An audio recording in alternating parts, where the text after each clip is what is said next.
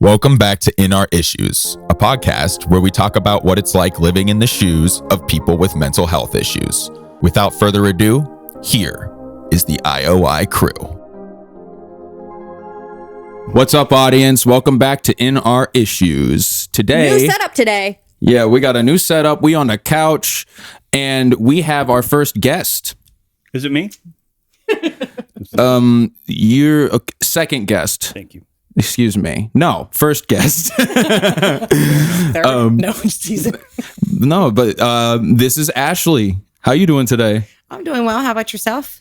I'm doing great. I'm really excited for this episode. This is this couch setup actually worked out pretty well. Bill and I were here yesterday figuring it out, and yeah, now the audience is here with us, and we're here to talk about some stuff. We're going to talk about the ACE test. We are. What's the ACE test, Amanda? The ACE test is the Adverse Childhood Experiences Test, which it analyzes things that you've been through before the age of 18, and it basically captures big life traumas.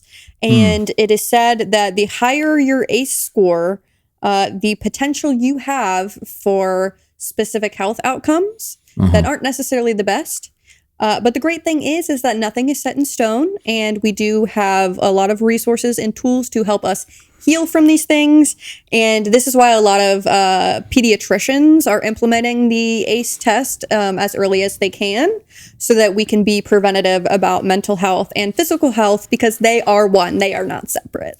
And if you'd like to learn a little bit more about the ACE test, you can read this wonderful book by Nadine Burke Harris called The Deepest Well, which we'll link it in the description. Yeah, which talks a lot about ACEs and the impacts, and I'll do little tidbits from her book later on. We won't have to get into all of that because it's one of my favorite books ever. Dude, I'm really excited now. Yeah, we'll also link your We had ACE story. an aside conversation going. I'm sorry, aside conversation. Do you have the book? At home. Did I get it? I have it for at you? home. Yeah, you got it for me. I'm a nice guy, you guys. After we did the peer support class. Sometimes. You got it for me. Okay, cool. Yay. The thing I great love read. about the ACE test is it's only 10 freaking questions. Yep. You got time to figure it out. It's only 10 questions. Yep. All right. It's 10 yes or no questions, and for each yes, it's a point. Okay. So you have a score out of 10. Okay. The reason I'm we really invited our excited to friend try it. Ashley to come is because somehow she managed to get an 11. What? Wait a minute. Breaking news. No You kidding. can get That's 11 on an why- ACE test. I'm sure that's why I got that book, because your ACE score blew my mind. Yeah, it's a pretty high one. Yeah. Damn. Which I think it's important to discuss and to talk about, because Ashley and I were actually talking about this before the podcast, but there are actually some mental health professionals that don't know what the ACE test is and aren't really aware of it. So it's really important to spread awareness about That's it. terrifying. Yep. Yeah. That is. It caught me by surprise as well. It sounds very useful, so that's unfortunate. Yeah, it definitely is. It was implemented originally to look at potential health outcomes later on in life and how they associate with your life's traumas. So I think it's important to put into perspective and to look at and to analyze. One of the things Amanda and I talked about earlier this week was during the podcast, we have to make sure that we are being either completely factual or expressing our own opinions and telling you they're our own opinions. Yes. So, Absolutely. Yes. So that's critically important. I was going somewhere with that. Well, that's a good point on its Oh, own. here it was. And I'm sorry. Here it comes. So this predictor, the ACE quiz, as they call it, can be a really good predictor of what may turn out to be complex post-traumatic stress disorder. Potentially. It just depends. Yeah. And when I say predictor, I like what Amanda said earlier. Hey, this is just a data set. These are outcomes that are seen a lot of times with these scores. Doesn't mean you're going to live that way for the rest of your life. No, it's all fixable. That's where the tools come in. And in no way is this test indicative of what mental health issue that you have. It's really just a marker of what you've been through in your life and how it could potentially impact you into adulthood or, late adulthood. Got you. And if you'd like to learn more about ACEs or take an ACE test, Nadine Burke Harris, actually, I think it's a website that, she worked with and to develop. I think it's called Your Ace Story. But we'll link it. .org or something like that. Yeah, we'll link it down below just to make sure that it's the right one. Then you can learn all that you need to know, because I don't want to, misspeak, but this is just my understanding of Awesome. ACEs.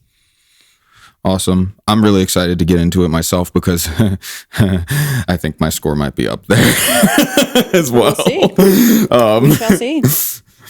I was quite surprised by mine. Oh, yeah. Well, you know what? Because if you get tied up in the backyard on the 4th of July, thank you, Taylor Tomlinson, you think everybody lives that way. Our experience being raised, at least me, my go-to was this has got to be normal. Everybody's got to be like this. Yeah. And so kind of what I hear you saying, Ashley, is, whoa, what shit I went through is not normal. Right. Just exactly. Yeah, and it's interesting because Bill and I will have conversations sometimes where you're like, yeah, like everybody's like that, right? And I'm like, no, not everybody's like that, actually, unfortunately. Yeah, it's the kind of thing where when you grow up in a bubble, just John Travolta, 1977. what he said. But if you grow up in a bubble and you like where your parents set rules or just your caretakers set an expectation for you for your behavior and stuff like that, you don't really have a frame of reference for what is or is not okay until you're old enough to question the authority. So there can be some traumatic stuff that happens if you're maybe your caretakers aren't, like there's not animosity between you or anything like that, but it's just your personalities don't fit and you're something, it could be something innocent or it could be something not, but regardless, it can have an influence on your behavior and potentially develop into CPTSD. I can imagine. Yeah, I think that I'm sorry to interrupt, but which was very surprising to me about the CPTSD. A lot of people don't know about that either. Yeah, it was developed. Well, it was the term was coined, and we actually have an episode about this coming out. It'll probably come out before this one. Complex post-traumatic stress disorder was coined in 1995, actually, by Judith Herman. And so it's still fairly new, and not a lot of people really know a lot about it because it is so new, and it's still being looked at. And really researched heavily. And I think that's probably a lot of the reasons why, because had I not gotten a trauma-informed therapist, I would have been still probably diagnosed with bipolar to this day. Wow. Yeah. Yeah. And I think that's like important, but your ACE score is not always indicative of if you're going to have CPTSD or not. They're like very two separate things. You have to make sure that you talk to your care team and, all that kind of stuff. So you always talk to a professional. Yes. Yes. So should we get started on these ACE tests really quickly? Okay. Yeah, so go we ahead. can talk about our scores. Ashley, your voice is significantly quieter than everyone else's. So see if you can keep the mic closer to your face. You're speaking fine. Just make sure the mic is closer to your face. Okay. There you go. You don't have to fill out the demographic information at the bottom unless you feel so inclined to. You should all have pens near or around you. All right, let's do this. I dropped a pen off, I think, around each table. How about this? Hey, we should, do you want to, we can drop a link to this. Yeah. So we'll drop a link to this in the description below. You guys can do it with us, or later. And we'll do this and have a little discussion while we're working. So I will, as we go down, say what each question is so you guys can follow along with us. One is, did a parent or adult in the household often swear at you, insult you, put you down, or humiliate you, or act in a way that made you afraid that you might be physically hurt? And this is a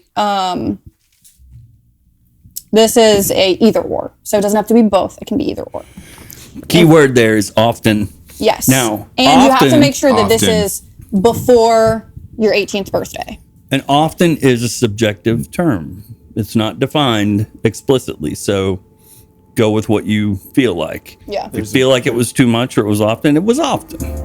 Hey y'all, quick little interlude here to remind you that if you go down to the description, you can print out the ACE test and take it with us because we're about to do it live on camera. You can also sit and watch us do it and then do it later on your own time. All up to you. All right, back to the content. Okay, so I'll repeat this so we can, make sure we have space. But one is, did a parent or other adult in the household often swear at you, insult you, put you down, or humiliate you, or act in a way that made you afraid you might be physically hurt? Two is, did a parent or other adult in the household often push, grab, slap, or throw something at you, ever hit you so hard you had marks or were injured?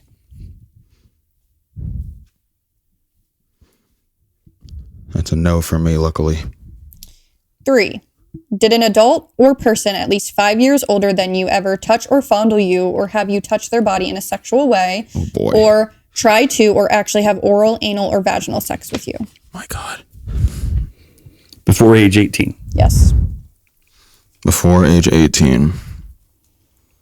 Do you often feel that no one in your family loved you or thought you were important or special? Or your family didn't look out for each other, feel close to each other, or support each other?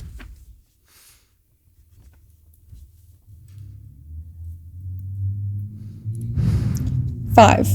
Did you often feel that you didn't have enough to eat, had to wear dirty clothes, and had no one to protect you? Or your parents were too drunk or high to take care of you or take you to the doctor if needed?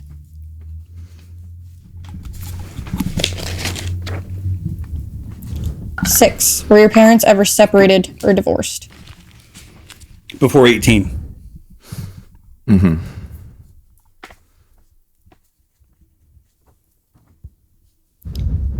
7. Was your mother or stepmother often pushed, grabbed, slapped, or had something thrown at her? Or sometimes or often kicked, bitten, hit with a fist, or hit with something hard? Or ever repeatedly hit over at least a few times or threatened with a gun or a knife?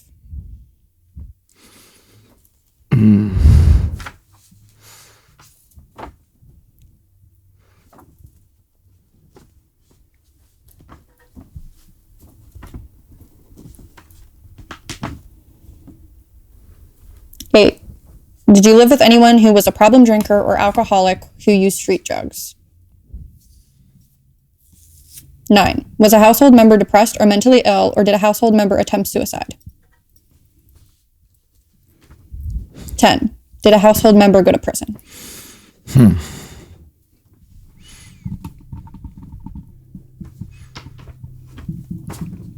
Now add up your yes answers, and this is your ACE score.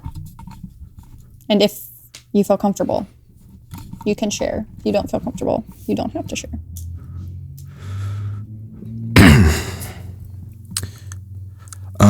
3. Wow. Yeah. Not any. I was expecting higher, but 3. Mine is 8. Damn. Jeez. Mine's 9. Mine is 9. Jeez. Mine's 1. My takeaway is, how the fuck did I get so messed up? That's next episode. Genetics, maybe? I was about to say, genetics are a hell of a drug. Yeah, man. This ADHD we got. One hell. And I think that's an important thing to put into perspective, though, is genetics and epigenetics and generational trauma is huge. Epigenetics. You may not have experienced all of this stuff, but if anybody in your family lineage did, it could have altered their DNA and been passed down to you. If I was taking the SAT and epigenetics was a question, what answer would I select for the definition? Yes. Well, I think I that would don't be a know. good I'm one to German, define. Native American, and Jewish. What are you? I'd have to do an ancestry DNA. I mean, Yep. what's That's what I know of. epigenetics? Well, my point was that I think the Native Americans went through a bunch of stuff. The Jewish people went through a bunch of stuff, and I have PTSD. Got you. Yeah. So I don't know if it's situational or I'm asking for a Genetic. definition definition of the word. I don't have a definition. Oh, of the okay. word. Let me look it up. Specifically. Yeah, you look it up because that's like a little bit above my of my ability to recall information at this current moment. Get that one. I'm not at liberty to remember that What's right the now. word again? Epigenetics. I'm not at liberty to remember that Epigenetics. right now. Yeah. Okay. Just the direct Google answer here is epigenetics. Epigenetics is the study of how your behaviors and environment can cause changes that affect the way your genes work. Unlike genetic changes, epigenetic changes are reversible and do not change your DNA sequence, but they can change how your body reacts to a DNA sequence. I get that. All right. That's what we're talking about. I get that. The good news is it's reversible. Which is Yeah. why I could not properly articulate it because there was a lot for Yeah. a lot of information for me to even recall. I know how to use the word in a sentence. We champion the facts here at IOI. Right, exactly, period. If we speak, we wish to speak in fact. Yeah, and I think it's important, like in any kind of content that you're consuming, whether it be listening to this podcast or watching somebody on YouTube or you see a TikTok on your feed, always, always, always do your own research for yourself. 'Cause misinformation is just prominent and out there. It's prevalent. Yeah, got so if it if it's something that triggers you or worries you, like that someone is influencing you into thinking that way, double check. Yes, always. So, Ashley, I wanted to ask, what has your mental health experience been like? Oh, Lord, this was like an hour show. What do you mean my mental health experience? Could you be a little bit more specific? Well, just like, what has your experience been struggling with mental health? And finding a good therapist is really that understands so much trauma. I think has probably been trauma informed. Right. Yeah. But the things that I've been through, I just think that it's hard to find people that specialize in that kind of stuff. Yeah, particularly if you have a 10 or an 11 on the ACE test, because that's a lot of stuff to unpack. Because, I mean, like, I'm sure that, like, growing up, did it take you a while to discover that you had trauma?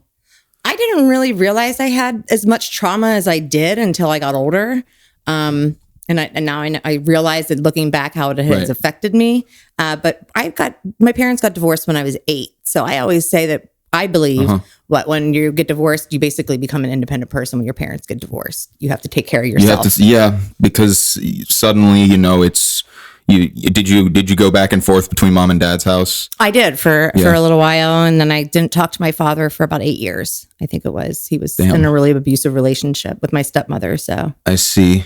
Okay, yeah, that doesn't sound like the type of environment you'd want to hang around in. No, so I always made excuses up, and then I didn't see him for quite some time. How did that impact you at the time? There was a lot of abandonment. He was supposed to show up, but he was an alcoholic of 40 years as well. So, although he wasn't an abusive alcoholic, but he was still an alcoholic, and so Got you. Yeah, and I think there's a certain aspect of neglect that you experience at the hands of any type of addiction that your parents is experiencing. I mean, I struggled with that as well in my own life, with my dad being an alcoholic for my entire life and still is. That's really insightful, Amanda. Yeah, and I think that there's always this internalized notion that there's this thing that exists that's more important than you. Yeah, exactly. Right. Yeah.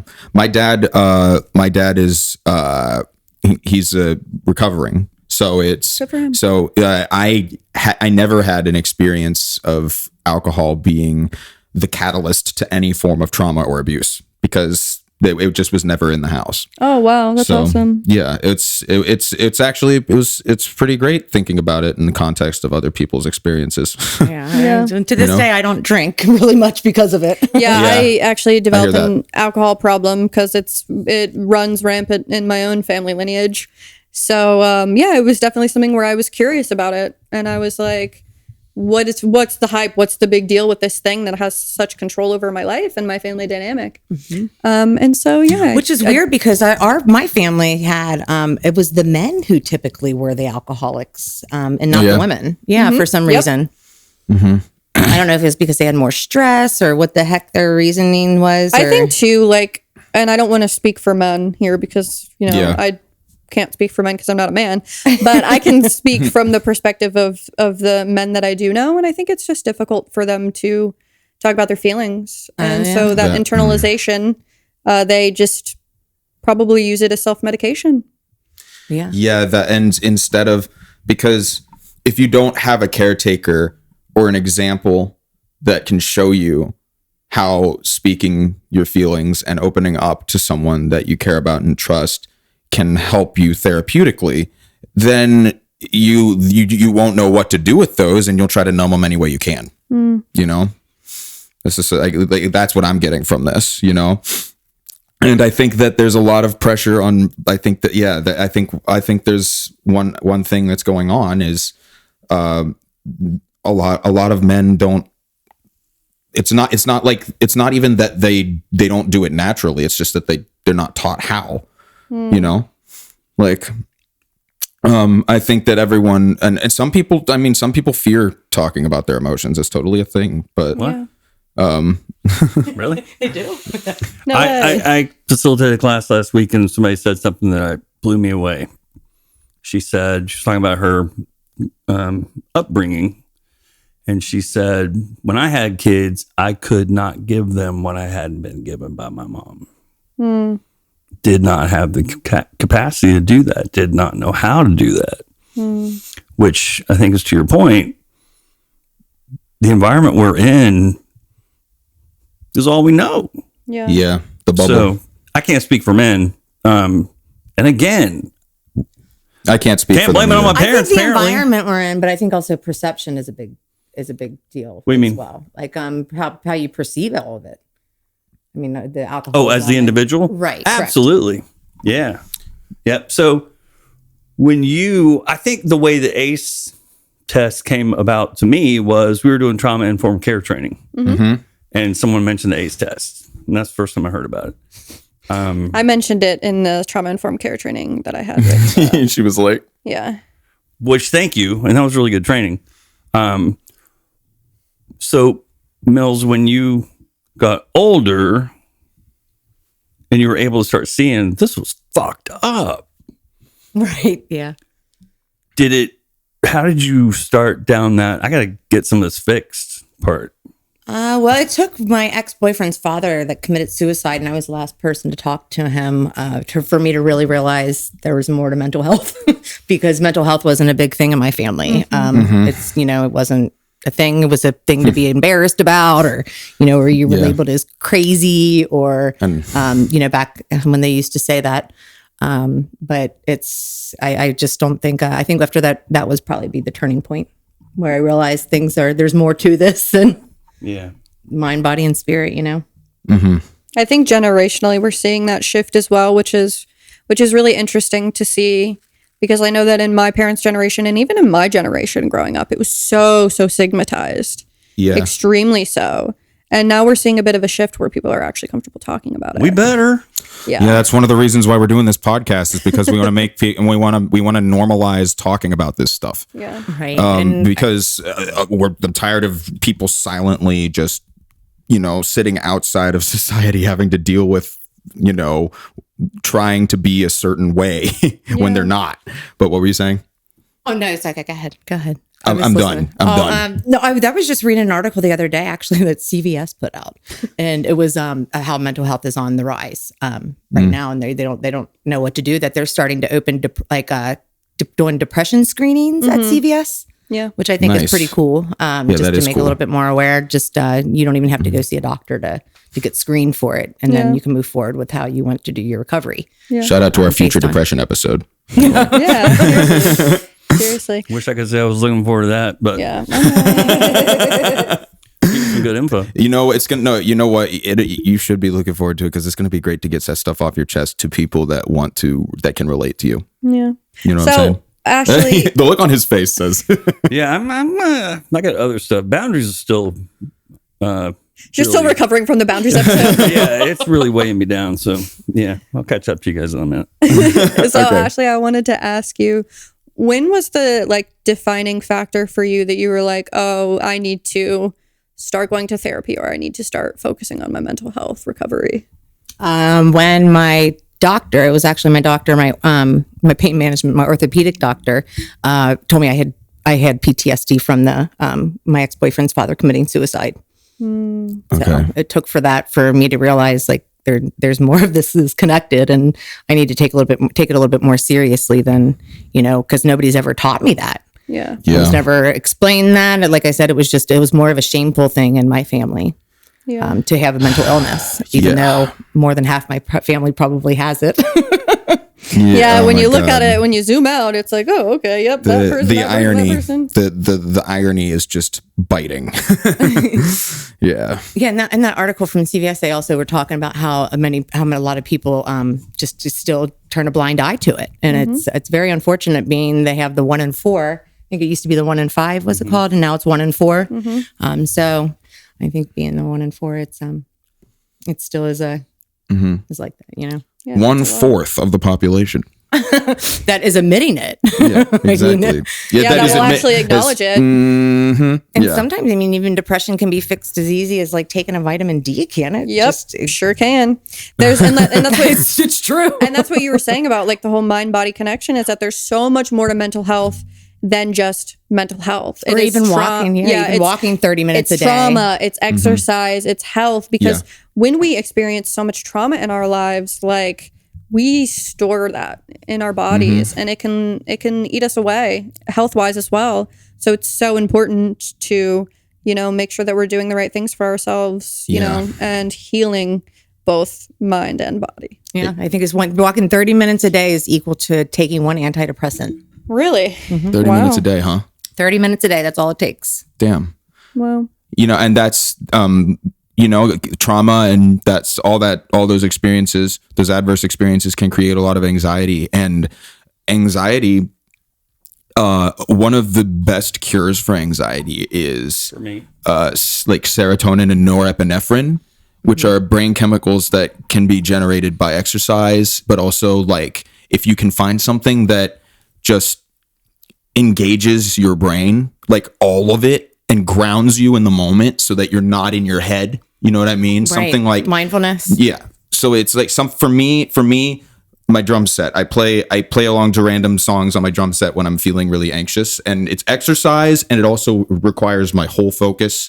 So it takes me out of like the anxiety and grounds me in the moment. If you have a pet, playing with your pet, I'm sure would do something similar. But like chasing that flow state instead of sitting in your anxiety is really healthy, or exercising, taking a walk for 30 minutes, like a 30-minute walk a day equals one antidepressant. If you don't want to take medicine. I mean, some people are against taking medicines and they want to refuse to admit that they may have a, mental illness, and they don't want to take the medicine. I don't think everybody has to take medicine. I think that, it's really about everybody's own personal recovery journey. And I think just putting into perspective what you're like, we talked about this on earlier episode, is that like symptom management is really important, and whatever that symptom management looks like for you.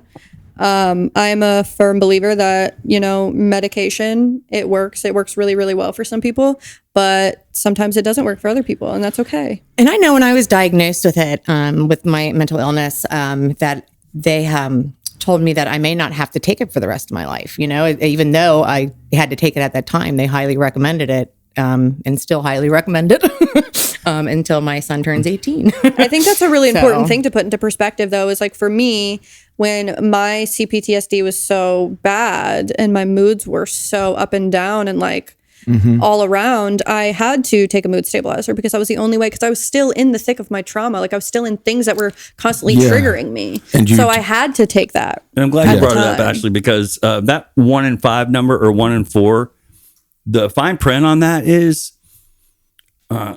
adults, 1 in 4, will experience some mental illness at some point in their lives. Now, it may be 3 months for you. It may be a situational thing that you work right through and you're gone. It does not mean 25% of people are saddled with a persistent mental illness for their whole life. Right. Yeah, persistent was a good word to use. Yeah, definitely. And I think too, like when you're looking at, like you said, anxiety, also important to put into perspective, like the type of illness that you're dealing with, whether that be, anxiety, or your anxiety is actually OCD, and, kind of figuring out for yourself what works best for you to manage those symptoms. For me, it's all about managing symptoms. Yeah. I don't really give a shit what my diagnosis is. I don't really care either. It's all about the management. I think management and coping mechanisms to find coping. I think huge thing today is coping. People don't have coping skills. Yeah, which is why they turn to those, alcohol and other substances. I don't know how to cope. I don't like how I'm feeling. Make it go away. Yeah. Exactly. I think for me, like what you said, going back to the diagnosis thing, is that like for you don't care about your diagnosis, and that's your journey. But a lot of people really do find value in, in having a name to something. Hell yeah. That'd be a great jumping off point. Yeah. Yeah, absolutely. I think for me, there's some parts of my journey that like I don't really care to get a diagnosis for, but there's some parts of my journey where I'm just like, what is this? Like, what is going on with me? Like, is this what the general population experiences, or like, am I just like abnormal, or like, So sometimes I like to get that kind of viewpoint on it. Totally get that. I think it gives you a good basis to start from too once you get kind of a mental diagnosis, even though it may change over time. Yeah. Did you experience that? Did you experience any like misdiagnosis in your journey? Yeah, probably being the bipolar would be the biggest one, but I don't know if I am or not. I don't know. I still don't know, but I just take my mood stabilizer like I'm supposed to. I'm in the same. Okay, I'm in the same boat you're in, because I think, like, I've discovered I've had a lot of PTSD, and I think a lot of my mood swings have to do with triggers and not necessarily with my mood fluctuating. So, but I still take my mood stabilizer, and I'm still diagnosed bipolar. So, whatever. Because I mean, even though your diagnosis looks like bipolar, like the symptoms are the same, so the mood stabilizer is going to help those symptoms. Yeah, I agree. Yeah, I love my checked mood in stabilizer. with my psychiatrist after she prescribed a mood stabilizer. She's like, how's it going? I'm like, I haven't started taking it yet. And she's like, why? I'm like, I'm waiting for a good mood. Then I'll stabilize it. I don't like where I am right now. Why would I want to be stuck here? You're so funny. So, Ashley, what would you say your biggest challenge has been so far in terms of? The biggest challenge would probably be the finding a therapist that I can actually, honestly, I go through a lot of custody stuff with my child's father. So I find it in everything that I say to my therapist, he basically gets to read. And so he's also a perpetrator. And so I feel like that it's very hard to be open with a therapist knowing that he's going to be able to read everything. That's probably my biggest thing. I can't get over that hump. Yeah, definitely. Is there? You have a right to privacy in that, for sure. Yeah. Well, they look at it as, the courts will look at it as you're trying to hide something if you don't talk about it. Okay. But I just feel, honestly, I feel like why should my perpetrator have the right to know anything more about me? That situation Period. is effed. Exactly. Like, that's confusing, and I'm so sorry you got to, like, deal with it. You find ways to deal with it, but it's just it's the unfortunate part. It's probably been the biggest challenge of mine personally. Yeah, because there's that roadblock there. Like, you don't feel like you can fully start to heal and recover because you can't get any work done because it's just. I even thought about going on the side and getting like a private therapist that he doesn't know about, but then it's like you have to go on stand and you have to admit that, you have all the doctors, or, when they ask you for all of the documentation, you have to give it to them. Yeah. I see. I'm wondering if there's a therapist that would work well with you and not allow him to have access to any of that stuff.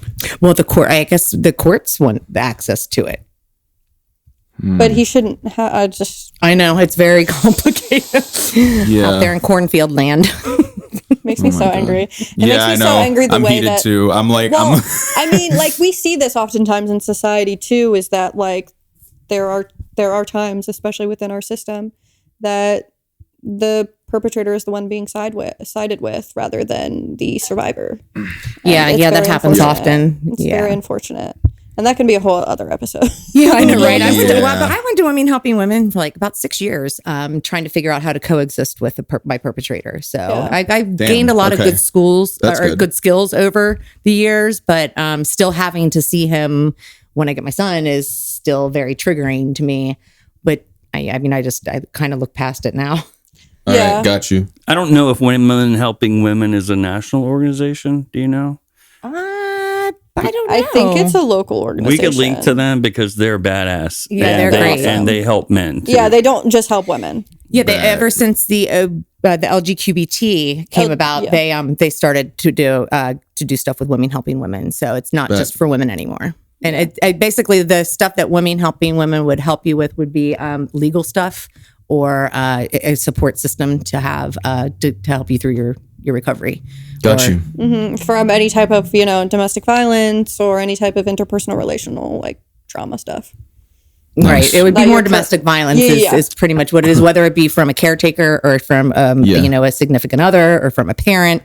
Anything could be, domestic violence, whether it be, like, what's her name? Yeah. One of the girls that comes into the center, it was her guardian was abusing her and financially and stuff like that. So it was, it was, so it can go from anything, but they helped her as well. So it's very broad, but just it's mostly legal stuff they help you with. Yeah. Takeaway there is there are lots of resources. Check them out. Yeah. Google them. Find out. And knowledge is power. Can be. Yes. Got to use it. But you're right. Go ahead. I wanted to ask Ashley to come talk to us today because based on 9, right? Correct. When I met you, I wouldn't have given you 9. So you had to do some serious work from an early age to get to where you're functional. And you are one of the best people I know at using tools, making yourself available for any resource, right? Right. And Yeah, I've always been resourceful. You have very. You're So such a networker. It's wild. Like anybody needs a resource, I'm like, I'm going to call Ashley. She'll know the resource.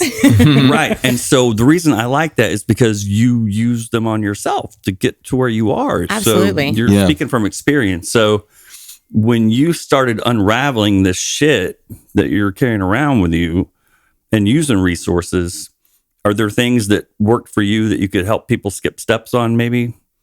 It's really just an individual basis. I would say it depends on your situation. So it's all completely situational and circumstantial. For that time or 10. So that's what I believe. But it's really, and you can gear the resources that they have out there, because there is a resource for almost every single thing you can possibly think of, except for transportation. Right. Oh my gosh. That's definitely a barrier. So hopefully that's going to be next on our list, maybe of things to help out with in the Right, world. definitely. Hopefully, fingers crossed. Yeah. I wanted to ask you too, what was it like having a child? Was that just because I want to know for myself? Really? And also that's just that's going to be a fresh perspective for the audience too. What do you mean having a child with? Like in that type of situation, did you feel like that changed anything for you in your mental health journey? Oh, absolutely. Absolutely. I don't believe that I even really had a lot of problems, or I guess it got enhanced as my PTSD did, as I didn't realize that after being in 8 years of an abusive relationship, it does affect your mental health. Nobody ever told me that, because once again, I told you my family wasn't really big in mental health, and I didn't realize that it can cause your brain to chemically change if you stay in that environment. Yeah, definitely. Yeah. I mean, a lot of people can develop CPTSD from long-term abusive relationships. They said my body was in fight or flight mode for so long. And so consistently. And consistently I've been left in different cities. I've been left, it's just the endless things that have happened and still continue to happen somewhat. That it's really hard. But having a child was probably one of the best things that ever happened to me. It really it slowed me down, and it also really put into perspective just life in general, I think. And it gives you a purpose, and that as you weren't feeling growing up that special need, you're actually needed. Yeah, definitely. And I think that you're such a wonderful parent to your child, and I see that constantly. I do. And I think it's just really, really beautiful to see that, me knowing a lot of what you've been through, and you really like fighting through all the odds and still being able to be there for your child, like against all odds, I think is just amazing. Yeah. I still have to find ways to make sure he knows that I'm there, even though I'm not physically there sometimes. That he knows that I'm there, and he can always pick up the phone and call me. Yeah, that's amazing.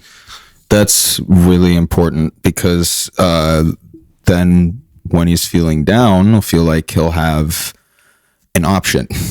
Regardless of where he is. I think that's very powerful, because I personally, sometimes I have felt like I've had no options when I'm feeling down. And that's one of the most terrifying experiences you'll ever have, when you feel like no one's there for you, or no one will go to bat for you. So it's my whole life. That's a whole, from your experience, oh boy. This terrified me. I was talking to someone who raised kids in a really terrible environment as an older sibling. And she was telling about being called to the principal's office at an early age. And the social worker was saying, okay, this is what has been reported at your house. And she's like, not my house. Nope. She was terrified to tell the truth. Yeah. Because the devil is the one that you're comfortable with. She had no idea what was going to blow up at her house if she actually stood up and said, yep. So this went on for years and years. And I know that's not an isolated situation.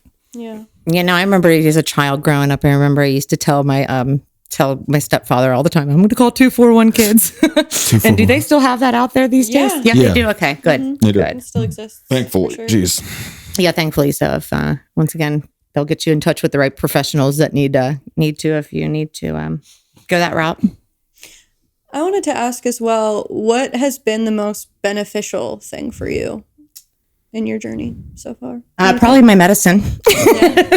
I'd say my mood stabilizer saved me a lot. It keeps me kind of even keel and makes me a little more flat, but it's worth it.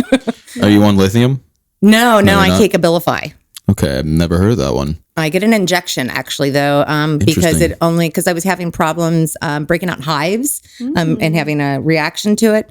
That it's basically just goes through your liver once instead of processing through your liver twice, so it lessens the side effects. So no, that's It's a good thing to know for our audience that there are shots available for some specific medications, not all. And they're coming out with a lot more shots because even I was talking to my old director, and he seems to believe that a lot of people seem to do better on the injection because it would make sense if it consistently stays in your body. It goes straight into your bloodstream and it doesn't have to go through your stomach. Yeah. Well, not only that, but it just consistently stays in, where if you're not taking it at the exact There same you go. time every day, it could be a challenge. It's automatic medication management. Yeah, exactly. Which is a huge difficulty for some people. Definitely. It was for me when I was It taking was for medication. me. Yeah, me. Yeah.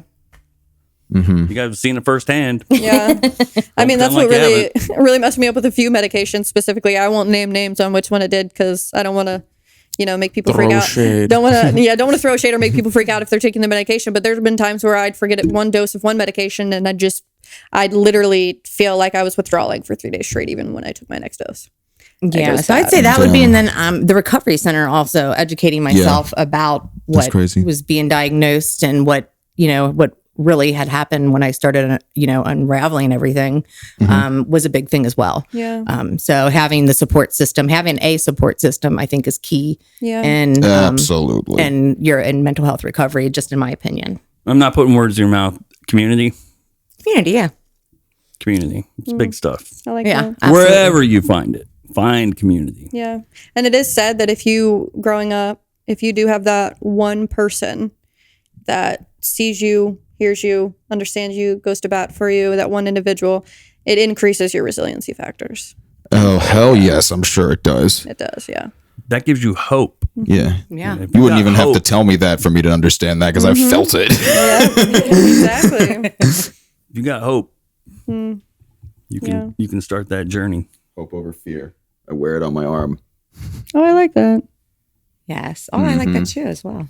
I have a bracelet that my friend gave me. It says, meet with curiosity, not certainty, because if you approach a situation with curiosity, it engages your prefrontal cortex, whereas if you engage a situation with certainty, it actually will be quicker to trigger your fight or flight.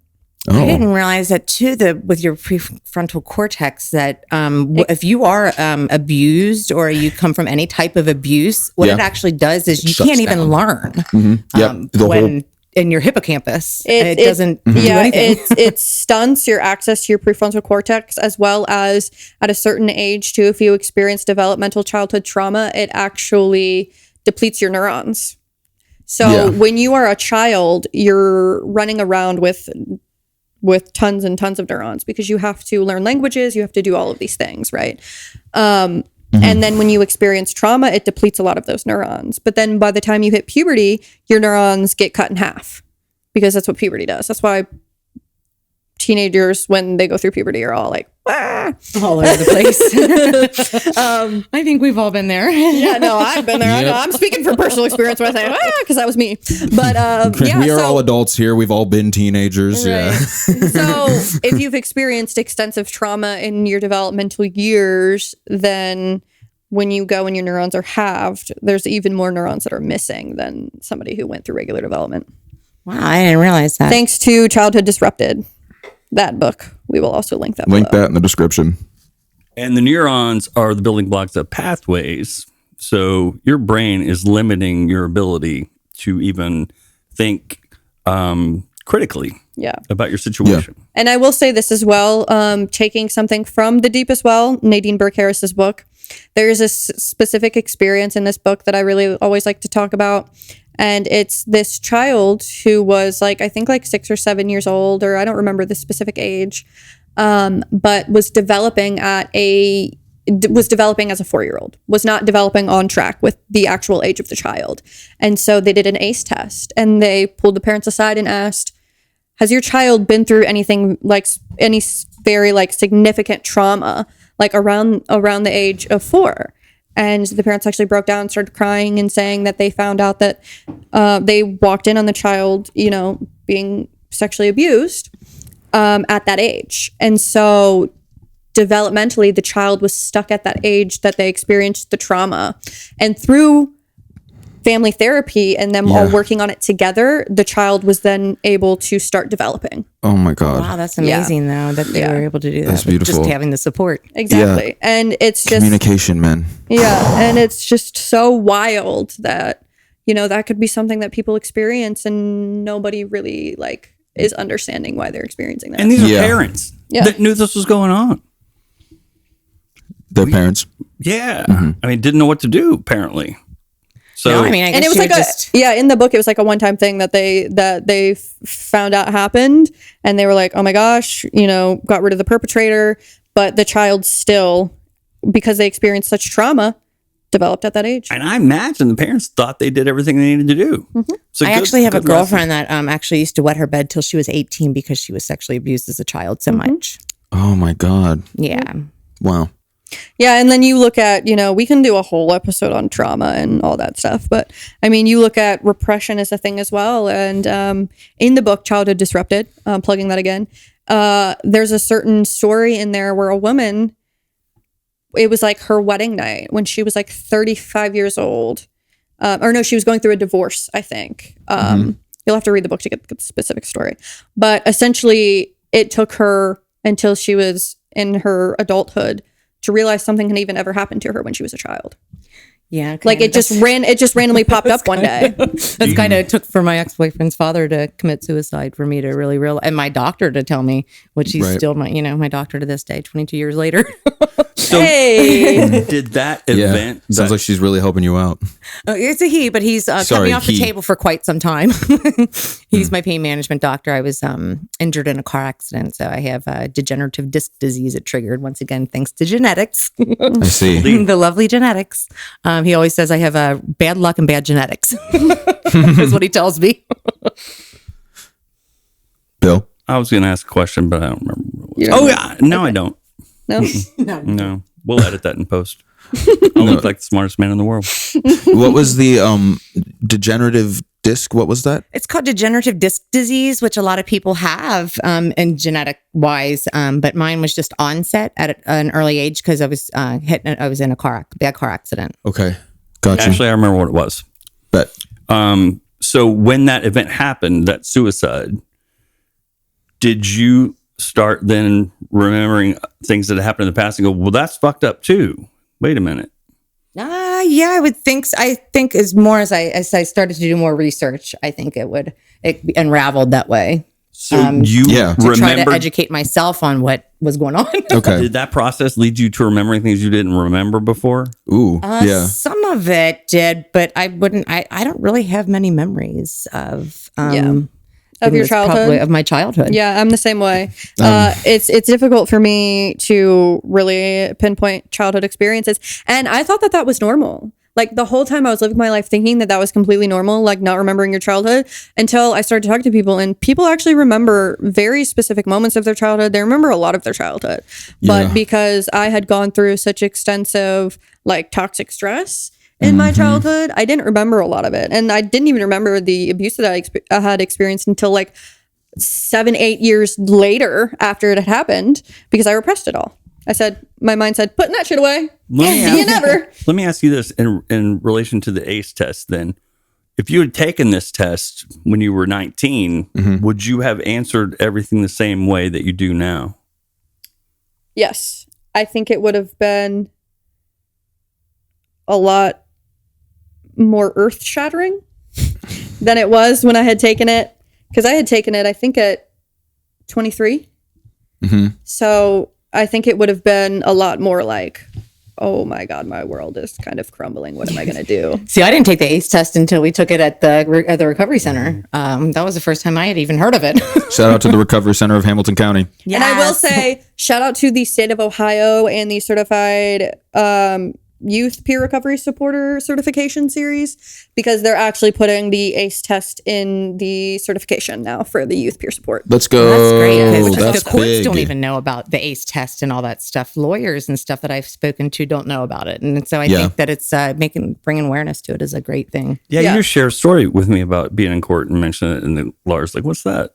Yeah. It was a friend of mine has a father that was a user of 40 years, and he was getting in some trouble, and the lawyer could have used that, he said, and if had he known about it beforehand, but it had already gone to sentencing and stuff like that, so he wasn't able to utilize it. But he even admitted, he's like, "What's that?" He didn't have a clue what it was, and I think that bringing awareness to it and bringing and letting people know that it is out there, and letting people know what childhood experiences you actually do to you, and how they can shape your mentality, the way you do things, the way of everything. Exactly. And looking at the way that they impact health outcomes as well is extremely important. Yeah, absolutely.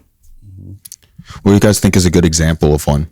What's something that happens in your childhood that then affects you as an adult?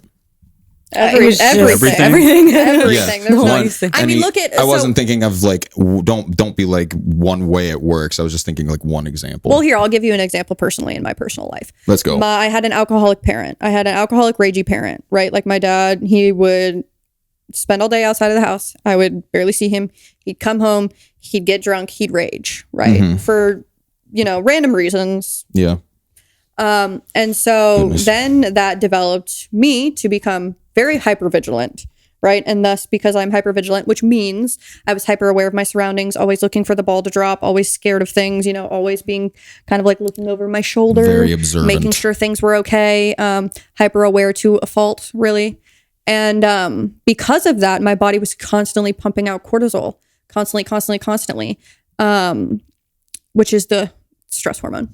And because of that, I then, developed a lot of fatigue. My immune system became very depleted. I got sick very quickly, oftentimes as a child. Your body was keeping the score. Yes. My body was seriously feeling impacted to the point where like I had such bad gastrointestinal pain, like I had such bad stomach pain all the time that I went through many invasive surgeries when I was young, because I had thought that like I had stomach cancer. I was like dying or something, but it was really because I was holding on to all of that stress and all of that trauma in my stomach. Then I was later diagnosed with endometriosis, which is a whole other thing.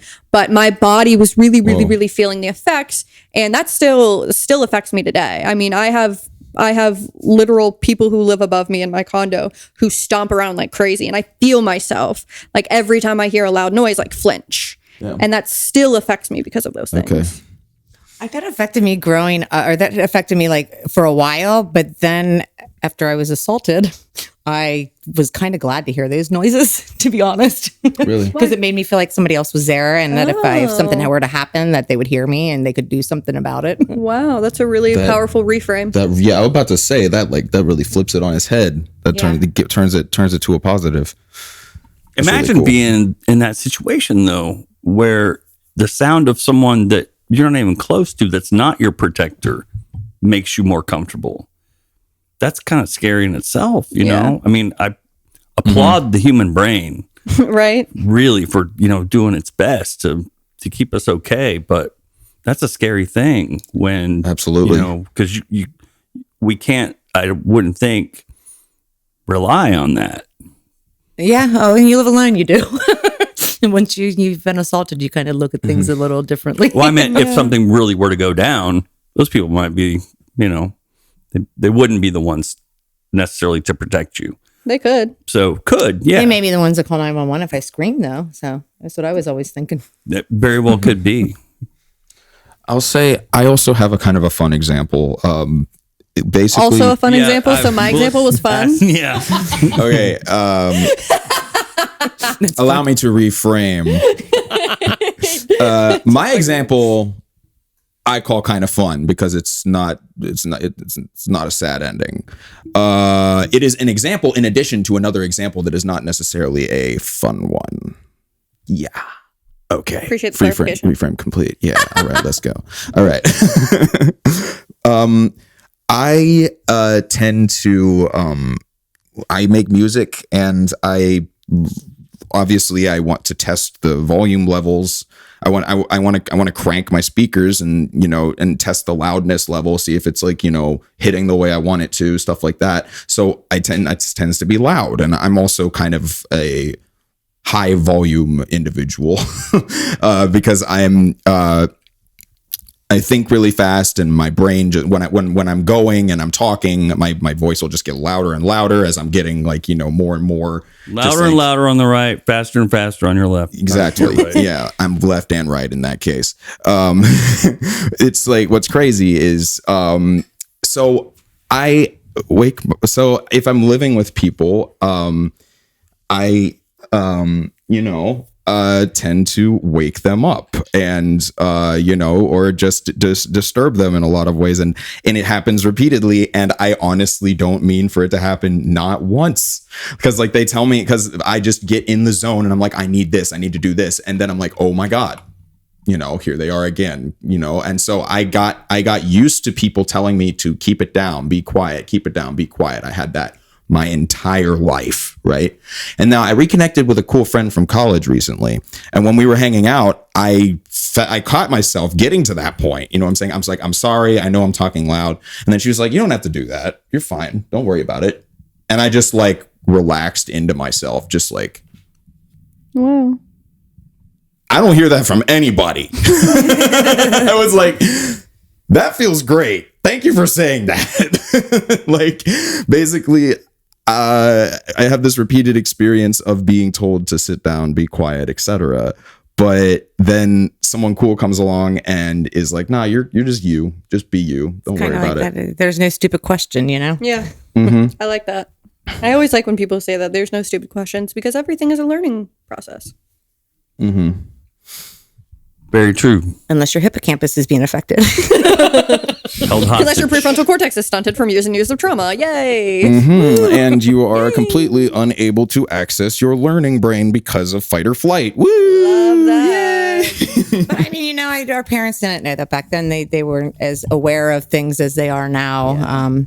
So, you know, I give my mom the benefit of the doubt for. Yeah, that's why I find it very, very healing to heal myself, because these tools didn't even exist when I was growing up. Like, they may have existed, but the access to these tools were very, very limited. I mean, I grew up in this space where I was like pre and post internet, right? Like, I grew up with the, you know, explosion of dial-up, where like I couldn't be on the phone and on the internet at the same time. But then when I did eventually get on the internet, it saved my life. So it's just so interesting the way that technology is advancing, and using that to heal myself, and then realizing that I am healing generations of trauma that people before me have experienced through my lineage, that I am now able to take that and heal myself because of the tools that I have available to me. And that's just really reassuring and powerful. Because of the access to information that the internet provides. Because you went and found the information. Because I fucking fought tooth and nail for that shit, read a lot of books, did a lot of research. Yes, put in the time. Right. You put in the time and put in the shadow work. Yeah. So if you're watching this or listening to this and you're over 18, your ACE score is set in stone. But if you're a parent or hope to be someday, I saw a comedian and she said, I always park in that spot at the front of the store that says expecting mothers, because I expect to be a mother someday. Oh, of course. You'd be a great mother. What can I do with this information as a grown-up that could help either my own kids, which is a pretty obvious one, or myself? Or the people around me. Yeah. Or the people around you. What's the answer to that? What's the question? What can I do? What can you do to? Yeah, what did I do? What would I do if I had a 9 and I'm like, okay, do I need to address any of these things individually? Well, I think maybe admitting to yourself that a lot of these things were out of your control is a big thing too. Good point. Good is a statement. good thing Thank you. too. I always try to look at the silver lining in things. I know that people don't, but I try to spin negatives into positives. It's kind of my gift that I do. I It is, yeah, you do have that gift. I can bring light. I can bring light to the darkness. Yeah. Oh, that's I'm that's glad the you most said that, powerful. actually. That's the most powerful ability on earth. I swear to God. I work with a lot of people who have really high ACE scores, and sometimes all they need to hear is none of that was your fault. Yeah. Yeah, And it None wasn't. of that was your fault. Damn. Yeah. It's and because that realization can permeate through years of trauma and experience when you realize that it had nothing to do with you, and it was someone else's experience, someone else's mental health problem, someone else's unhealed trauma that was coming at you.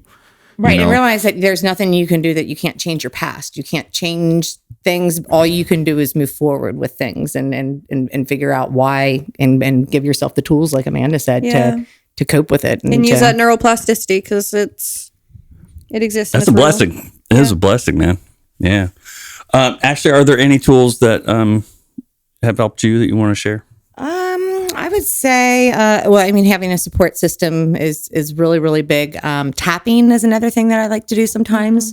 You can do things where tapping. you tap and you do different things, and it makes you more aware and be more practicing mindfulness. So we could link to EMDR so people can check out EMDR if you want to do that. When I hear tapping, I think of EMDR. We won't go into it here, but we'll put it in the description. Okay. Yeah. So the tapping. Yeah, there's separate things, but yes. Okay. That would be something that helped me along the way, and just really like I said, having a support system is huge. I think, which a lot of people with mental illness, they get, they're either like misunderstood or they are looked at as being different. Even though it's all a matter of opinion. Yeah. I just believe that, I don't know. I just think that I'm going to bring something up and we don't have to talk about it. But I know you and I've seen you in some pretty stressful situations. And I know for you, getting your nails done can be self-care. absolutely It's something that makes you feel good about yourself. Yes. something you do. I mean, just, it's getting a manicure, getting a pedicure for me. It's the small things, but I take that time out to really to make myself feel better, and I'm glad I do that. From an That's making outsider, music the way and I poetry interpret for me. that is it makes you feel good about yourself. It makes you feel like you look good. And whatever that is, that's a healthy thing, can be a really good coping or, tool to use. Doesn't have to be related to necessarily your mental health. I really like that it's just a holistic type thing. And it's a helpful tool for you. Yeah, I think so. It's I try to. I think natural is always better for me. At least for me, it is. Yeah. I don't think you have as many side effects. You don't have, and my system is sensitive. Yeah, mine too. So I just I would have the the IBS and the stomach issues and all that fun stuff. So it's just being aware of that is. Yeah, y'all have some stuff in common for sure. Have you ever done that one where you put your foot in the fish tank and they eat your skin off your toes? No, but there's a thing that No, but I have done a thing where you put your feet in this water and the toxins come out of your feet, and then you look at the water after your feet have been in this little bath thing forever, and it's like black because of all the toxins that just have been removed from your body. Because your feet are a really big, Your feet are actually a really big thing that you can. I just figured out from a friend of mine that I messed my foot up the other day, and it was going on day 4 or 5 that it was messed up. Yeah. And my friend works for the medical examiner's office and told me that your feet can tell a lot about you.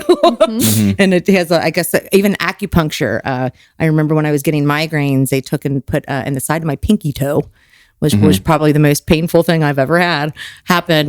Put a needle inside of my pinky toe, and it was supposed to help your headache.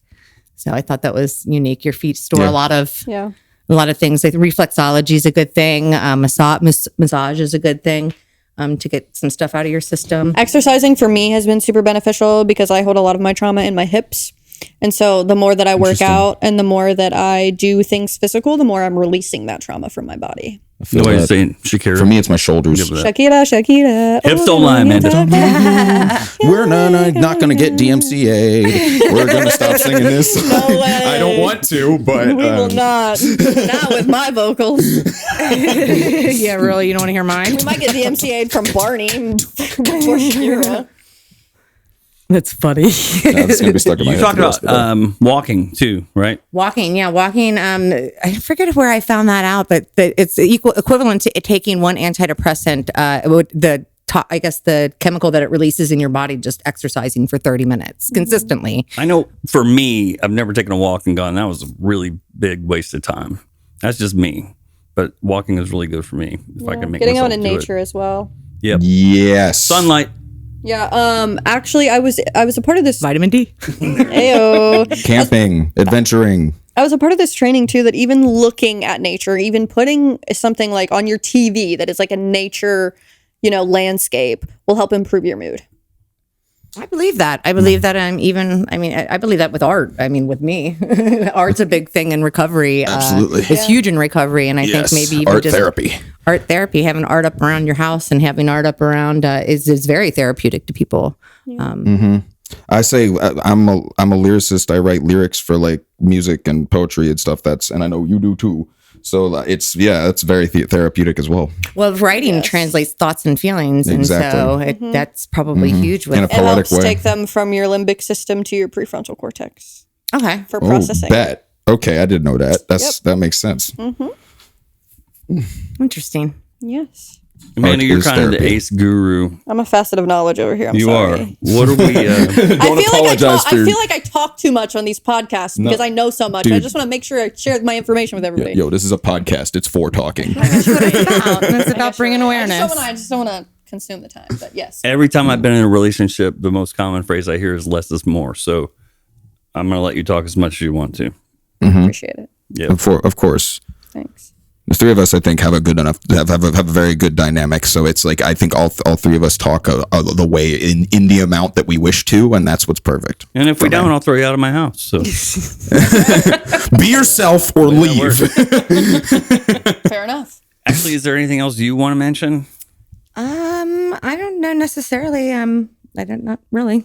I don't know if I think that making people aware of what's out there, or making people aware of such as the ACE score and bringing awareness Absolutely. to I'm so glad we did mental that. illness is huge. Is huge for us as a society to move forward. Yes, agreed. As someone with a ridiculously low ACE score, if you have a reaction to what we've talked about that you're like, why did you not talk about this? Please let us know.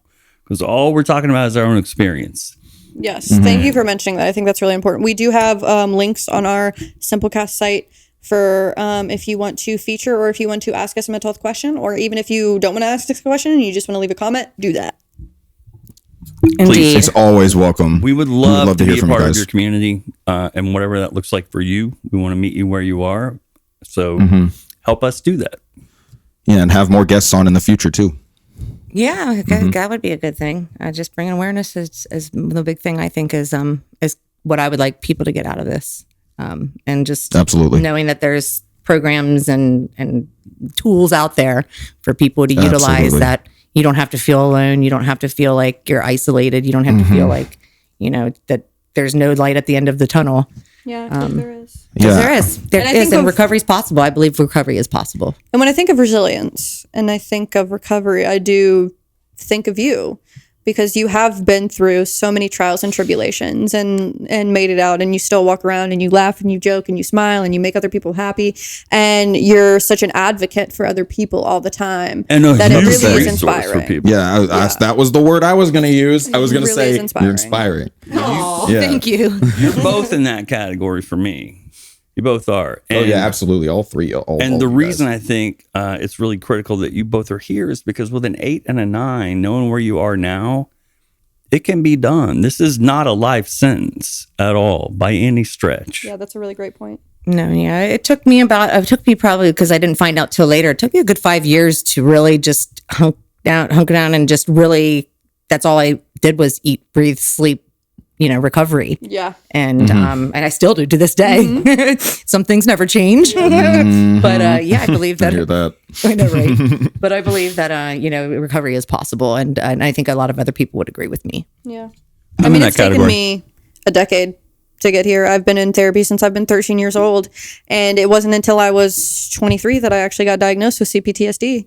So sometimes it's just all about that journey and taking it and learning and consuming all the information that you can, and, you know, just really allowing yourself to be authentic in your healing process and to always be working at it, but not too much to where it develops to like where it envelops your whole entire life.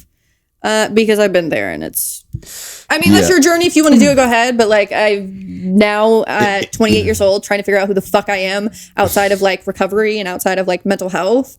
Like, who am I outside of this thing that I have built my identity around, you know? Right. Yeah, that's a whole nother thing. Is people that is ask a you, what do you like to do? whole And I'm like, podcast. You got to find what like, it's like, you got to find out like what mental health Amanda is and what actual Amanda is, and figure out how those two intersect and divert. Yes, sir. even to all my friends and stuff know me as the mental health person that, you know, they come to me for things. So yeah. I really enjoyed that. The movie bracket you did on Twitch. Oh, you like that? Yeah. That was really fun. I am having fun with that. That is something that's interesting to me. Mm-hmm. All right. Well, anything else before we wrap it up? No. I mean, it just, you're never, like you said, your diagnosis is never set in stone. So, and it can change depending on, I guess, probably which professional you would go to. But I don't know. That would be interesting to not tell a professional what you were diagnosed, that you were never diagnosed with something, and see what they come up with. Yeah, because I was diagnosed depression, anxiety, and then ADHD, and then bipolar, and then CPTSD, and most recently OCD. And then as of very recently, I'm looking into HSP, which is a highly sensitive persons. Bet. Yeah. I've thought about that too. Yeah. So very interesting stuff. Yep. Well, just, I don't know if anything else I would like to add would be just to make sure that you just talk about things. The best thing you can do is to talk communicate. about things. Feel to heal. Yes. Yeah. But talking about things, it gets everything out, and you don't have to feel like you're so alone, and you don't hoard that inside you. Or do it through art therapy, or do it through anything. Journaling, any way Dancing? to move to your limbic system. To your prefrontal cortex. Thank you. Yeah. Out of the limbic system. Yes. Dancing is a great one too, to be honest. Dancing actually was a huge one for me growing up, and I didn't realize it until later on in life how much I utilized it for healing. I think cognitive therapy is a big thing too. Like behavior, when I took a class at Good Sam Hospital. That was a day, like an intensive outpatient program. I think it was. I think I went. Was to it the same one that you went to? Yeah, and it really does. It really made me aware of a lot of things within mental health. Yeah. So utilizing your resources. Yes. Like we said before. Mm-hmm. Our friends, for those of you in Cincinnati, our friends at Good Sam are amazing at what they do. Absolutely. Did they give you the binder? Do you have a binder of like just all like this stuff? I don't think I have a binder, but I remember I took some things from art class. They let us take things home from the art class. Oh, I did do that. Yeah. So like our little boxes that we made. I painted a parrot, and he's like sitting. Yeah, he's like sitting in my room. Yeah. So once again, art therapy is huge for recovery, and I didn't really look at myself as much of an artist until I really had to get thrown into being forced to do that. I'm pretty sure you made that penguin up there. You look at it though. It's better than anything I could have done. I'll be honest with you.